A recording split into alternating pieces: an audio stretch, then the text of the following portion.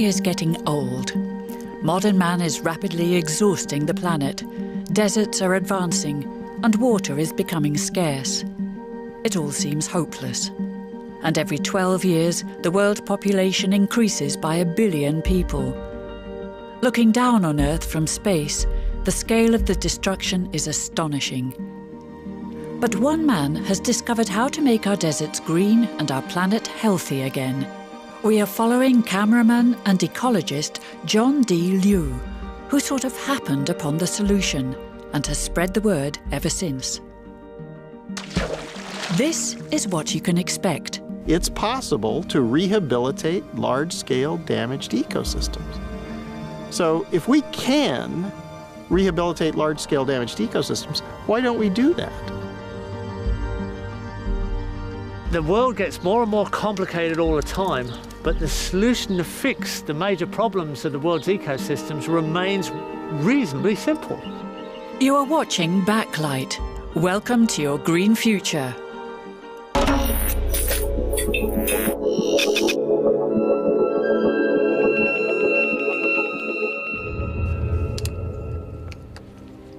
It all started in 1995 when John D. Liu, as an ordinary cameraman, got an assignment to film the Lush Plateau in China.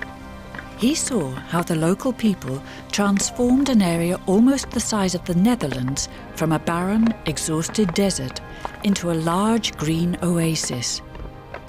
He was baffled. From that moment on, greening deserts became his goal in life.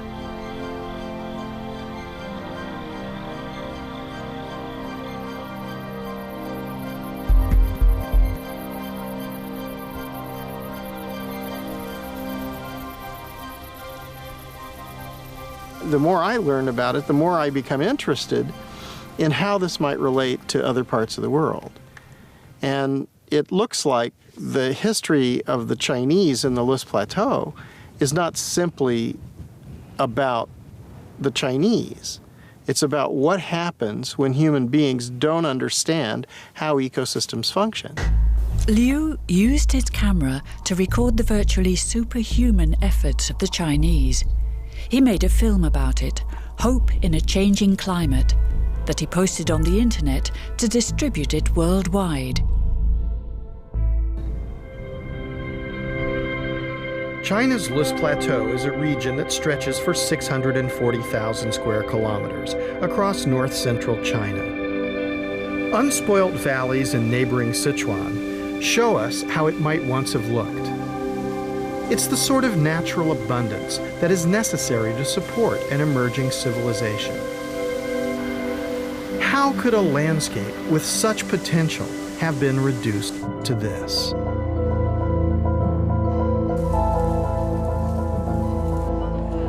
When Chinese scientists and civil engineers began to survey the area, they realized that several thousand years of agricultural exploitation had denuded the hills and valleys of vegetation. The relentless grazing of domestic animals on the slopes meant that there was no chance for young trees and shrubs to grow.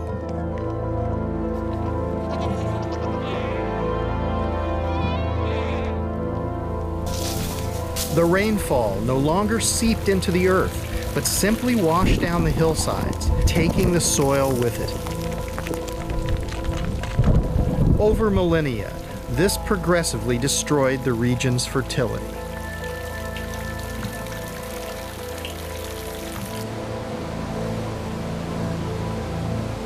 When this happens over an area as extensive as the plateau, millions of tons of silt are swept down into the Yellow River, which gets its name from the color of the fine, loose soil. The mounting quantities of silt clog up the river, impeding its flow, contributing to the floods that give the river another name, China's Sorrow. In some areas, creating floating mud mattresses that attract passing tourists. A local problem becomes a national problem. In the dry season, the light, unprotected soil is swept up in the winds, causing the dust storms that are blown over China's cities and beyond its borders.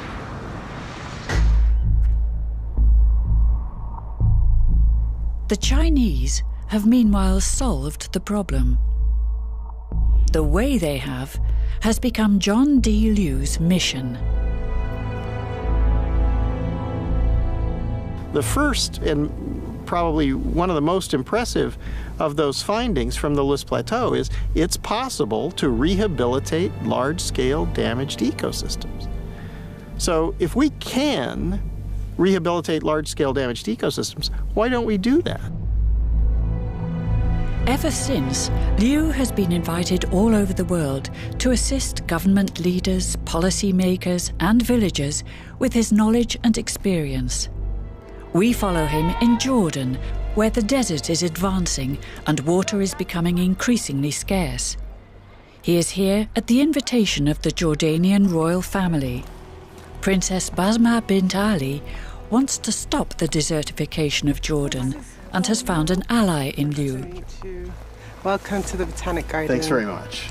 I'm glad you were able to make it today. We'd like to look around and learn as much as we can about the Botanic Garden, and also to learn how the concept of this fits into a larger thought about restoration for the whole country. I mean, he is, as someone that is well known, I'm very impressed by the work that he's done and the amount of influence he's been able to have on governments, for example, Rwanda, and that's something we can learn from and benefit from. And if we can do just 1% of what he's done there, here, that would be amazing.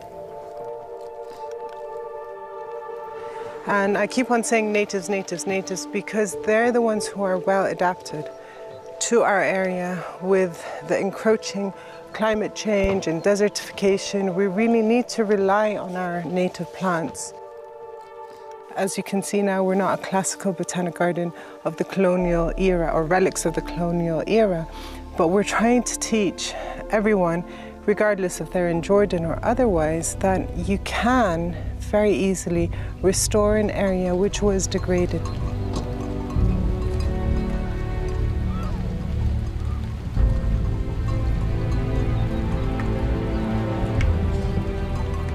Well, this was the land of milk and honey. This was the promised land. These are the places where historically people have done agriculture and done animal husbandry for thousands of years, but the lands are exhausted.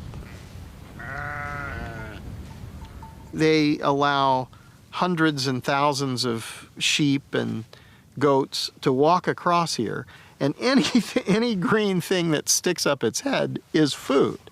And they're just walking around here getting everything. Well, you can't let them do that anymore. They'll have to stop. They've been doing that since thousands of years, and that's what's destroyed this area. So if that doesn't stop, you won't be able to fix this.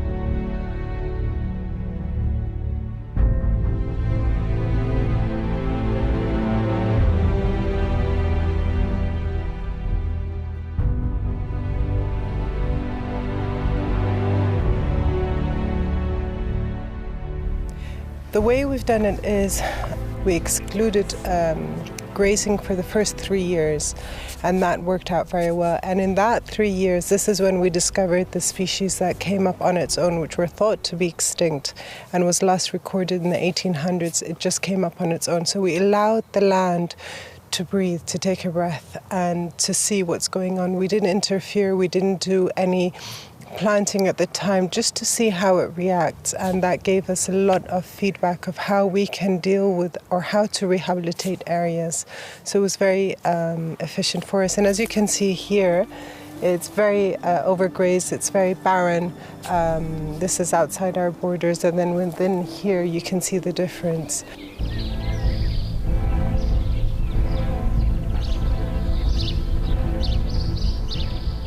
Just by making a fence around this place, you'll get back grasses. That's what's so extraordinary. Now, when you get back grasses, that means each year, first of all, you have perennial root systems, and they'll spread out And you'll have microbial communities living and growing in this microclimate that's created. So then you won't have direct sunlight hitting. You won't have UV radiation irradiating and sterilizing this microbiologic habitat. So everything will change. Then you're in an accumulative situation. Now you're in a disaccumulative situation where there's always less vegetation, always less organic matter, always less biodiversity. That's exactly wrong. We need to shift that to always more organic matter, always more biomass, always more biodiversity. I cannot stand and watch our land be degraded and ignorant people abusing it. It's my duty to take a stand to make things better. And I've carved out my world in the environment. Other members of the families have taken on various different topics, but this is my little niche.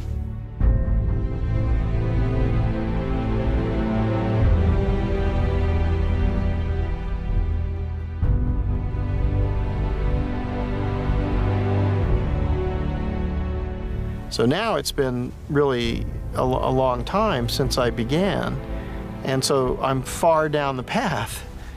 And I think if you go down this path and you start to look and you say, well, that's an interesting phenomenon, you can see the relationship between hydrology and vegetation and biological life. And you realize that, well, actually that's the basis of the air and the natural water system. And it's how the atmosphere and the hydrological cycle were created and how they were constantly renewed. And then you come to places like this, which are massively degraded, and you realize that people aren't thinking about this ecological function. They're ignoring the science that we know about this, and they're believing that what's important is to produce something. But actually, that's not what's the most important thing right now. The most important thing for survival and sustainability for humanity is that places, not just individual places, but the entire planet is functional. If we understand how the natural evolutionary processes work, and we emulate those, and we don't disturb those by our behaviors, we can live in the Garden of Eden. Another example from Liu's film, Hope in a Changing Climate, is Ethiopia, where he also took his camera to investigate. Ethiopia is the perfect example of how vulnerable man is to environmental catastrophe. The problems in this country are only intensified by wars and civil conflict. And now the man-induced climate change seems to increase the misery even further. As on the lush plateau, centuries of agriculture have destroyed nearly all natural vegetation. The dry gullies are marked by heavy floods. These gullies are evidence of the enormous power of runoff during the rainy season. Without vegetation cover on the hillsides, when the rains come, the water doesn't soak into the ground but flows away in a flood. Then it's not available for agriculture during the rest of the year. This leads to drought, and famously for Ethiopia, famine. But just as I've witnessed in China, there is hope that the situation here can be reversed. Yeah, that root could survive? No. In just 6 years, Professor Legessa Nagash and local villagers have transformed a severely eroded terrain by planting indigenous trees and plants. Almost miraculously, a clear flowing stream has emerged where once there was a muddy trickle. How is it that it's possible for you to get the stream to flow throughout the year? It is because of the vegetation cover, which has been regenerating on this mountain. This water is maintaining the landscape because as soon as rain falls on the canopy, on this vegetation, that rain then infiltrated gradually into the ground, ending up with this steady flow of this river. Water is life. Without water, nobody can do anything. I'm amazed, as short as 5 years, 6 years, you get clean water like this, provided you work hard for restoring this degraded landscape. About 1,000 kilometers further north, in the village of Abraha Asbaha, another near-miraculous phenomenon is occurring. Farmers are finding water at the bottom of their wells, despite the poor rains this year. The famine of 1984 struck the people of this valley very hard. Many migrated, many died. Now the people are returning. The village chairman, Gabr Gade, remembers well how life used to be. ቅድሚ 10 ዓመት ይኮነ ቅድሚ 5 ዓመት ዝነበረና ጸገም ኢና ክነውቅዕ ቅድሚ 10 ዓመት ብጣዕሚ ዝስቅ ግዛዕ ነይሩ ግን ቅድሚ 5 ዓመት እኳ ያኽለና እዩ ብድርቅን ብፀሓይን ብንፋስን መሬት ተጓሕጉሑ ምስ ትሕፃ ምዃኑ ኣከባቢ ገደል ምዃኑ ተጓሕጉሑ ሓሸወማ ተመሊኡ ጠቕላላ ናብ ሰፈራ ንክኸይድ ሰፈራ ፕሮግራም የተመዝጊቡ ነይሩ ጠቕላላ ህዝቢ ወይ ናብ ሰፈራ ኺዱ ወይ ድማ ሓደ ለውጥ የምፅእ ተባሂሉ With government support, they applied the same principles as the Chinese, setting land aside for natural vegetation to return. In the ravines, they built small dams, which are now fed by underground springs. And like Professor Leges's stream, rain that fell weeks ago now slowly seeps through the subsoil, replenishing the supply of water.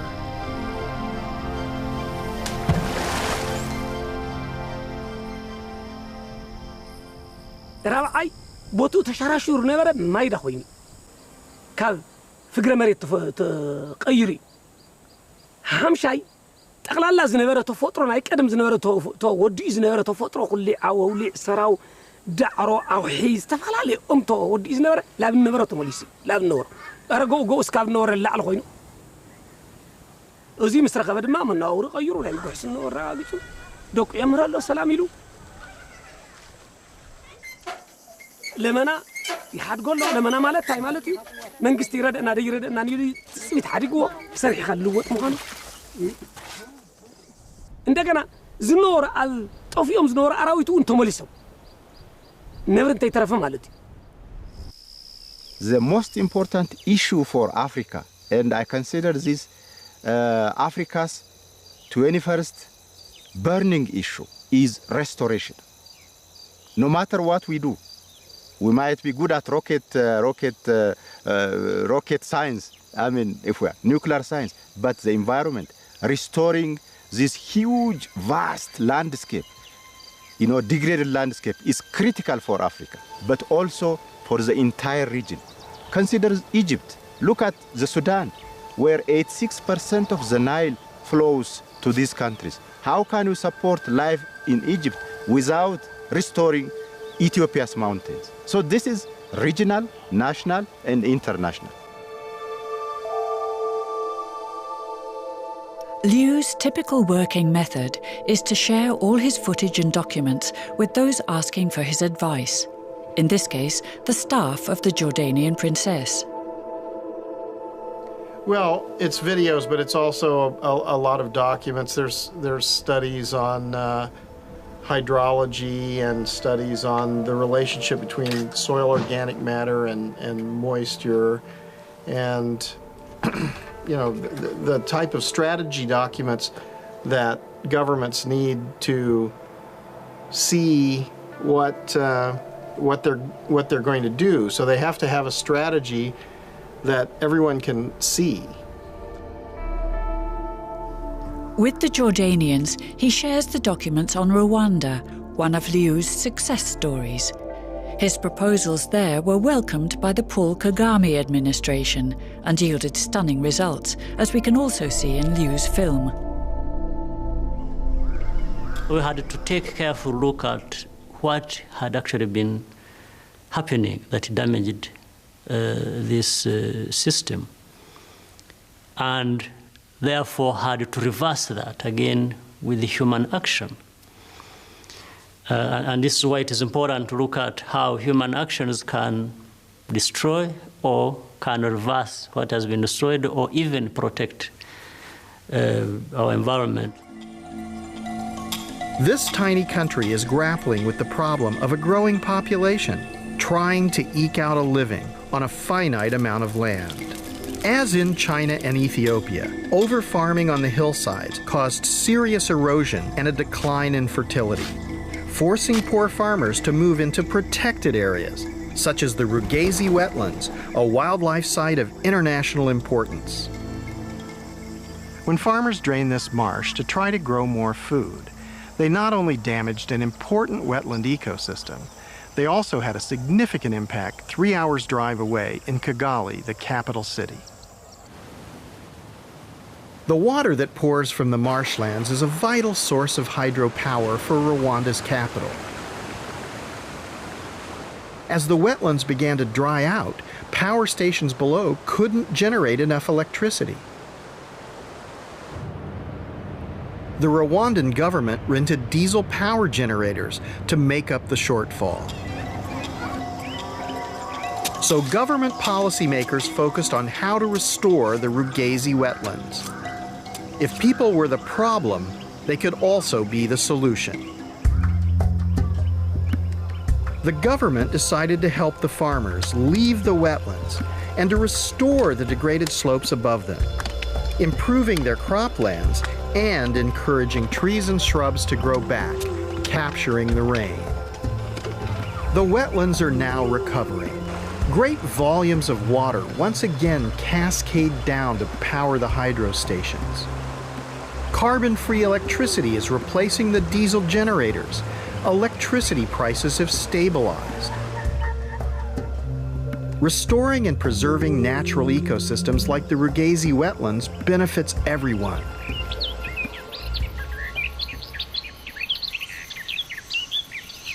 So we think we want a lot of manufactured goods and more and more and more, and this is a wasteful and not a very effective and certainly not a sustainable way of life. And especially with 7 billion people and adding 1 billion people every 12 years, it's not possible to do that. So we need another model. And here's a model which can restore the function. It's been proven to be able to restore hydrological function, to restore fertility. So we have vast areas of degraded lands. There's plenty of room for opportunity. And this could employ millions and millions of people. And their work wouldn't just be about themselves. Their work would be about ensuring that future generations can survive.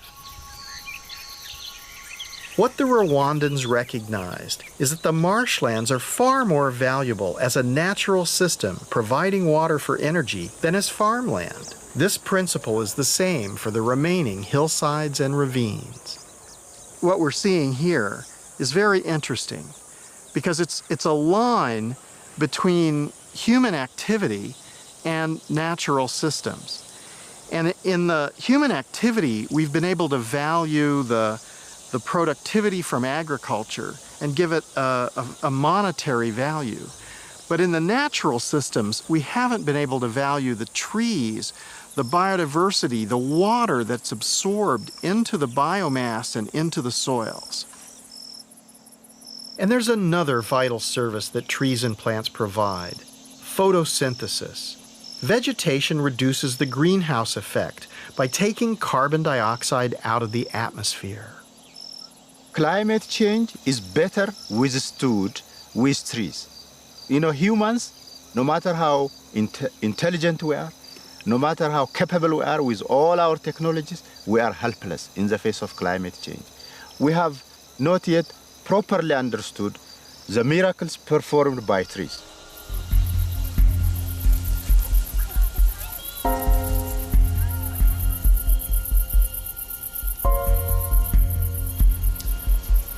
Based on what I've seen in different parts of the world, it seems to me that whatever rainfall comes down needs to be infiltrated and retained into the system.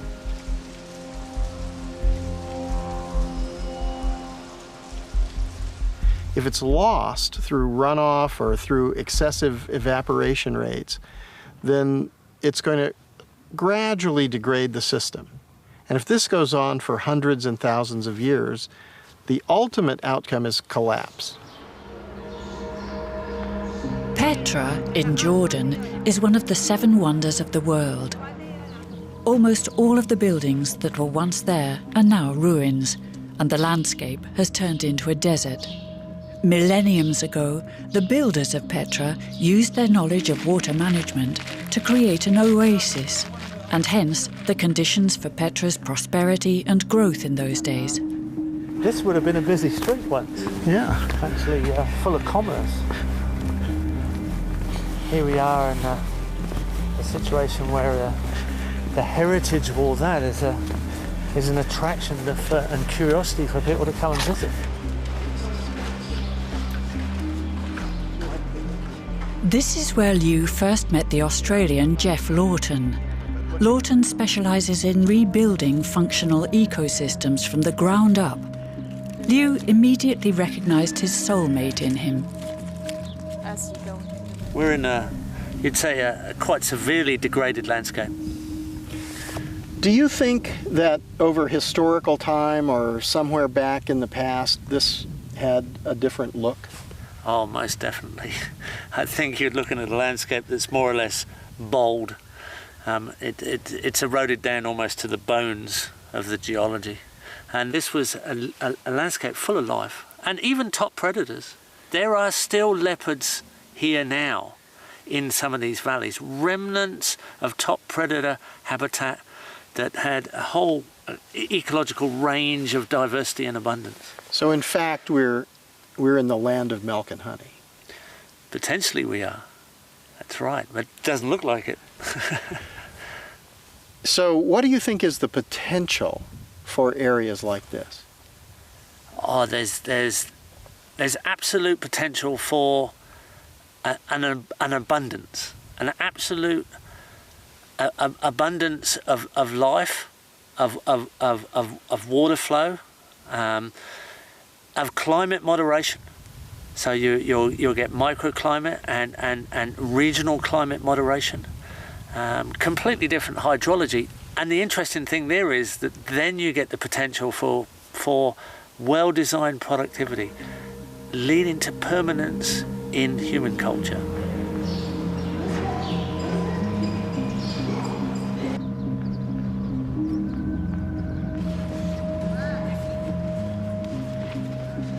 When you have these types of degraded states, people are in a cycle of poverty and ecologic destruction. And they just continue to be poor, and they pass this poverty from one generation to the next generation. Now, when you get on a process of restoration, you can see that the next generations will have much better lives.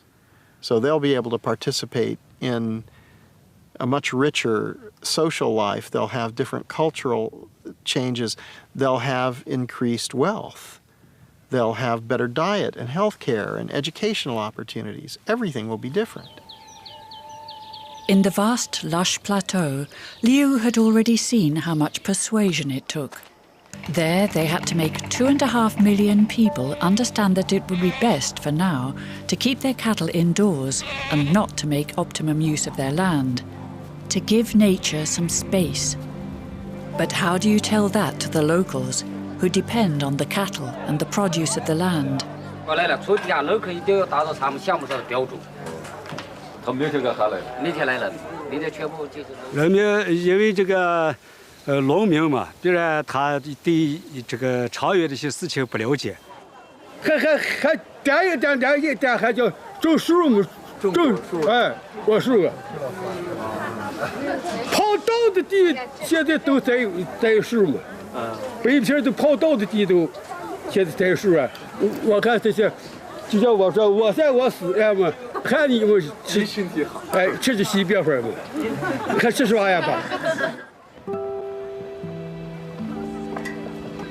What eventually convinced the local people was the assurance that they would have tenure of their land.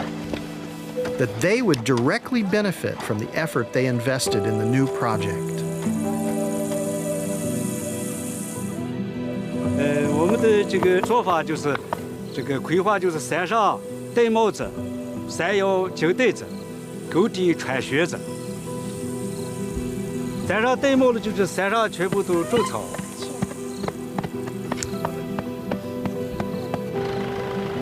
这个摇铃子的就是推老天。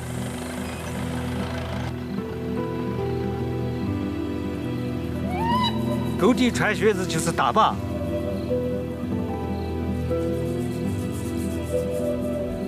拦住土壤废物起来，能够恢复起来，这个经济能够发展，人民能够生活。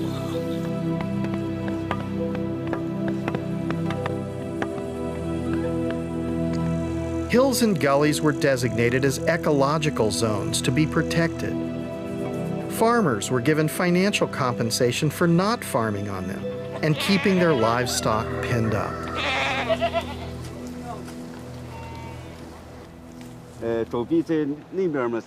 When I first filmed Mr. Ta Fu-Yuan and his colleagues back in 1995, I had no idea this initiative could achieve such dramatic results.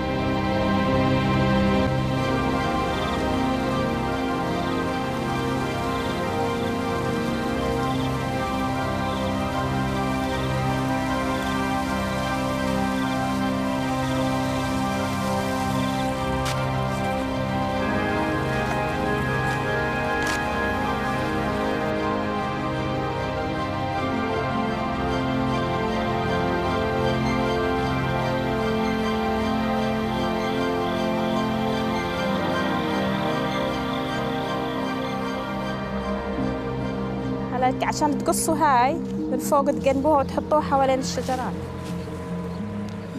In the middle of the Jordanian desert, Geoff Lawton has created an educational vegetable garden to show the local people how to grow vegetables in the desert.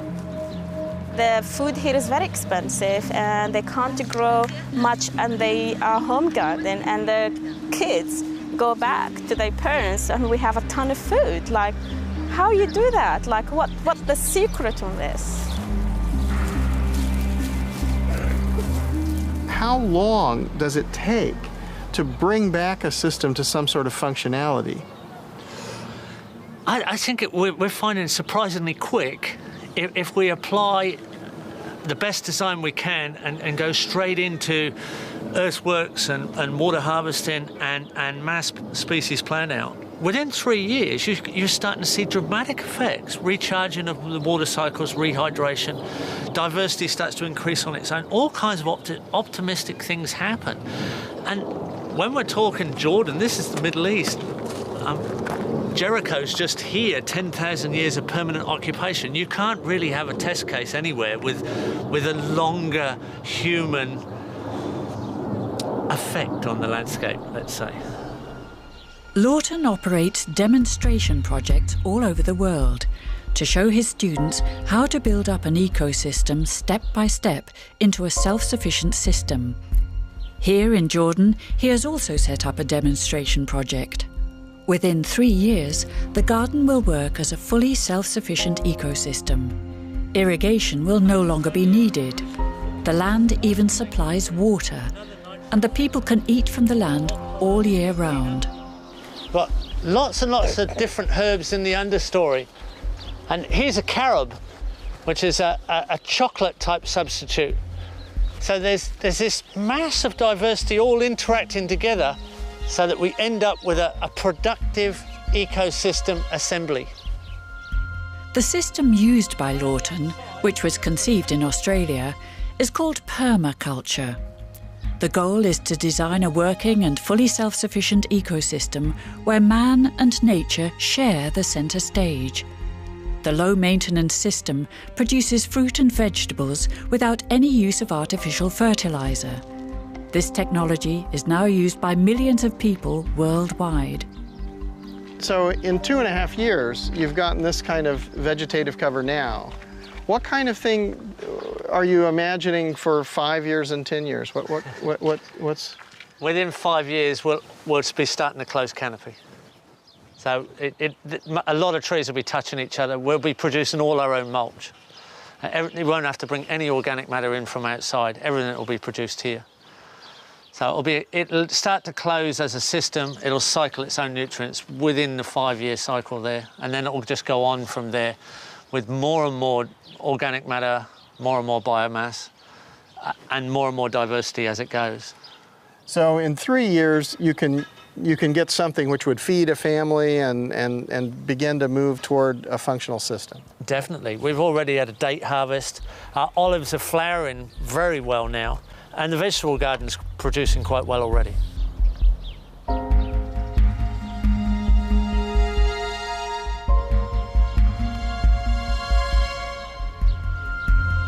And they're all bush tomatoes here. There's a decent tomato there. And the compost doesn't actually feed the plants, it feeds the soils. It feeds the soil organisms. So the largest diversity of organisms in the known universe, the soil organisms. So there's 50 million genus of bacteria and 50 million genus of fungi. And you're feeding the organisms, and their exudates and their interactions are feeding the plants. That's how it works with natural systems, and that's how it works with organics.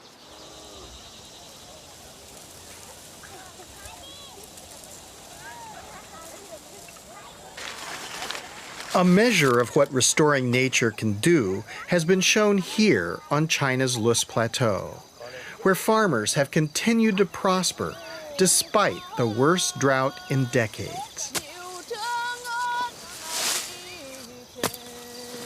Since the beginning of the project, the soil that nurtures their crops has been accumulating organic material from plants and animals. This holds the moisture and contains carbon. What's interesting about this is all these root materials, all this other stuff, this is organic material. And this organic material is mixing together with the loess, the geologic soils here, and it's making a living soil. This is where the moisture resides. Yesterday it rained and there's still moisture in the soil. This is where the nutrients are recycled so that each generation of life emerges here. And this is where the carbon is. What's interesting about this, they made this field. This is new. So they're helping to sequester carbon. Living soils like this retain on average 3 times more carbon than the foliage above the ground. If we were to restore the vast areas of the planet where we humans have degraded the soils, just think what an impact we would have in taking carbon out of the atmosphere. As much as 1/4 of the world's landmass has been degraded, and much could be rehabilitated in the way we have seen on the Lus Plateau. And we've only just begun to recognize the real value of natural capital. Surely investing in the recovery of damaged environments is a cost-effective way of solving many of the problems we face today. The source of wealth is the functional ecosystems. The products and services that we derive from those are derivatives. It's impossible for the derivatives to be more valuable than the source. And yet, in our economy now, as it stands, the products and services have monetary values. But the source, the functional ecosystems, are zero. So this cannot be true. It's false. So we've created a global institution of economic institutions, an economic theory based on a flaw in logic. So if we carry that flaw in logic from generation to generation, we compound the mistake. On the lush plateau, they have understood the message. The lives of 20 million people across China have been directly improved by applying the lessons of the lush plateau. The changes are not simply on the hillsides. On the plains, you can see greenhouses that are filled with vegetables. This extends the growing season. It's very high value produce. The abundance and variety of new produce can be seen in the local markets. Follow-up studies have shown that incomes have risen threefold.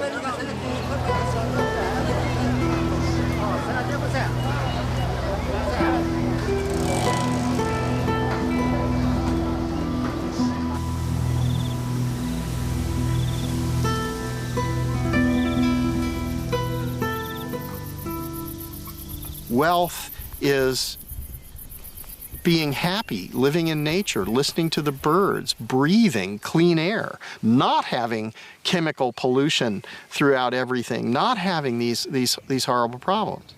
So, you know, we need to redefine and revalue our belief systems. We need to understand that money is a belief system. There's nothing wrong with money, it turns out. The problem is that what is money based on? If money is based on functional ecosystems, then the future will be beautiful. If money continues to be based on production and consumption of goods and services, we'll turn everything into a desert. What is the future for our children and our children's children and generations to come in the future?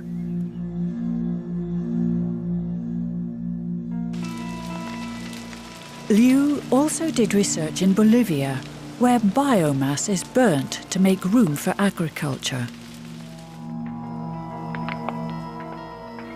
Here in the foothills of the Andes, slash and burn agriculture is taking place today. The people who are doing this think that they are getting some short-term economic gain, but what's the loss to biodiversity, biomass, soil fertility, and hydrological function? Biomass in a functional ecosystem has economic value. Why destroy it when you can also use it to restore landscapes elsewhere? The idea is that there are different biomes on the Earth. And some of them, I mean, there are many, obviously, but two that I've noticed also both have problems. There are areas which are brittle and fragile and arid or hyper-arid, like here. And then there are areas which are able to create huge amounts of biomass, like in the tropics. So what about linking these two areas together? What about generating huge amounts of organic material there and moving it here, or at least a percentage of it? You don't want to deplete the fertility there, but a small amount of that could come. If that came here, you'd create an industry there, instead of them using slash and burn agriculture to grow crops which they can't even feed themselves and destroy what is the most valuable thing about their system, they would have money and a job. And then here you'd have another industry to do restoration. So this would create two huge industries, employ untold numbers of people, and put us on a pathway towards sustainability that's constantly sequestering carbon, infiltrating more and more rainfall, giving us food security in places that are now experiencing famine. It's extraordinary.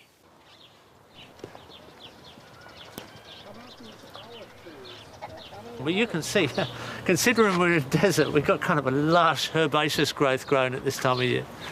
Well, I just saw off the site, there were people who were dumping crop waste somewhere else. They don't understand this principle. No, a lot of people are just think they've got to tidy up and take out all the organic matter and burn it. A lot of it is wasted and goes on to be a pollution. So we're going in a negative direction rather than coming into a positive direction. And it's really that simple. The world gets more and more complicated all the time, but the solution to fix the major problems of the world's ecosystems remains reasonably simple. And it's kind of ironic. But we have to act as a species on a planetary scale. We can't simply do this one backyard at a time, because the problems have now reached this crisis point on a planet all over the world. Yeah, not anymore. I think we've got to go on a major scale now. Everybody can do their backyard as well, Yeah, but we have to change the major eroded landscapes into the functional ecosystems they should be. And then we've got the foundation to just continue. There's not too many people in the world, in my view. Most people don't realise they're acting in a very negative way in relation to the environment. We have to turn everything round into a functional relationship, and then we need all the people. We need as many people as we can get right now, and they have to go into action. We have to go into service, and that's what we're finding. People want to go into service to kind of save the world, really, to save our present existence. If we continue the way we're going, then we're going to reach a crisis point where it's impossible to feed everyone.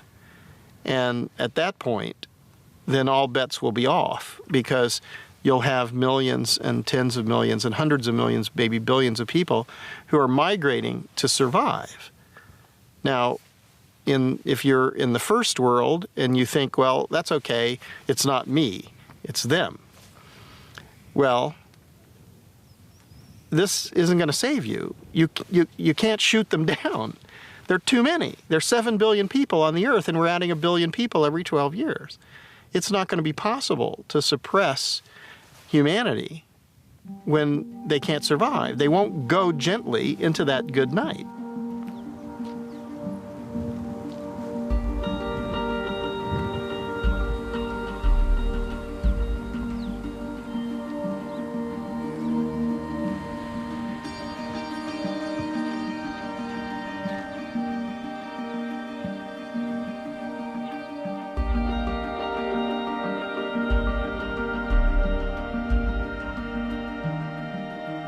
Meer weten? Stel uw vragen in een live videochat met John D. Liu.